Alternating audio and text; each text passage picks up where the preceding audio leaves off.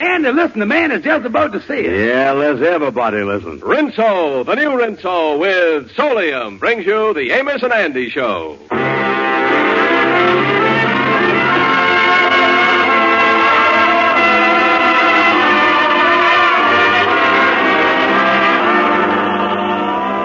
Sir, Rinso, the soap that contains Solium, the sunlight ingredient, brings you a full half hour of entertainment with Lou Lubin, Eddie Green, James Baskett, the Jubilaires, Jeff Alexander's orchestra and chorus, and radio's all-time favorites, Amos and Andy.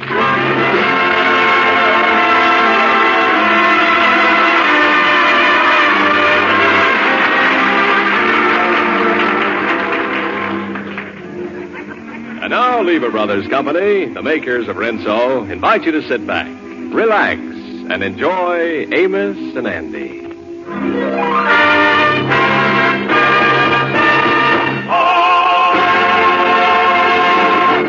It is morning in the home of George Kingfish Stevens. The Kingfish is reclined on the couch reading the newspaper while his wife Sapphire is busy cleaning some old papers out of the desk drawer. She comes across a faded-looking document which makes her stop and smile reminiscently. George, just look what I found here in the desk drawer with these old papers. Our marriage license. We still got the evidence of the crime, huh? What'd you say? Nothing. I just mumbled here reading something in the paper. And look here, George. Remember how we wanted to go by automobile on our honeymoon? Well, right under the marriage license is your first driver's license. I wish the marriage license was like the driver's license. What you mean? Well, at least that one has got an expiration date on it. You're always making cracks about our marriage. If you're so dissatisfied, how come you married me in the first place? Well, there's two reasons. I was young and repulsive. That is the first reason. And just look on the driver's license there. You'll see how young I was. Yes, it do say on here that you was only 19. That could be a reason for marrying me. Look here, George, the license also says needs glasses. That's the second reason. That's what I said. Well, let me tell you something. You ain't been no prize package to be married to neither, George Stevens. You ain't never amounted to nothing in the business world, and you never will. Is that so? I've made plenty of smart deals. Yeah? Well, just look what I found in this drawer. Here's an example of one of your smart deals. It's a deed for some property you paid $100 for 5 years ago, and it ain't worth nothing now. Oh, I remember that property. I bought that lot up in the Adirondack Mountains there because I thought a hotel was going to build right next door to me. Then the hotel turned around and built 2 miles away. You might as well admit it, George. You don't know nothing about nothing. Who don't? You see this head here of mine right here? There's plenty of ideas growing in this head. Well, if what's growing on top is any sign of what's growing inside, it must be...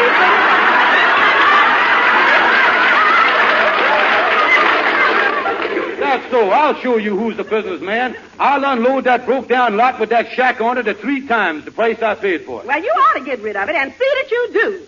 Here I am working myself to death to support this family. Remember, I only got 2 small hands. Yeah, but you got something that compensates for it, honey. You got the biggest mouth in town.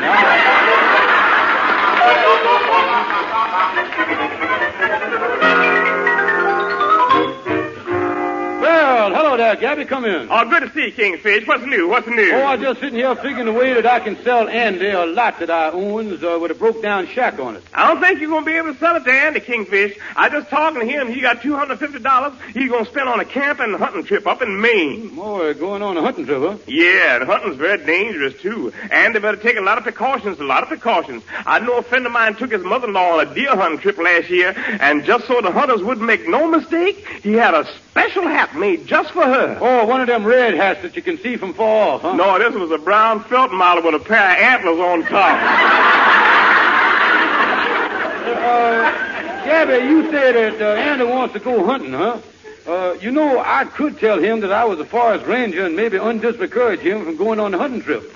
Then later on, maybe I could figure out a way to sell him the lot up in the mountains there. You know, I like the mountains very much, Kingfish. In fact, last summer I took my most beautiful girlfriend and hiked up to the top of Echo Mountain just to listen to the echo. Oh, that Echo Mountain is something, all right. Ain't it, though? It sure is. It was wonderful. I stood up on top and I yelled, "Hello there!" And the echo said, "Hello there. Then I yelled, I have a beautiful girl. And sure enough, clear as a bell, the echo said right back, I have a beautiful girl. Then I thought I'd try a real long sentence on the echo. I said, I'm all alone with my gal, and there's nobody around for miles. And the echo come right back, huh? Yes, it said, lovely, lovely.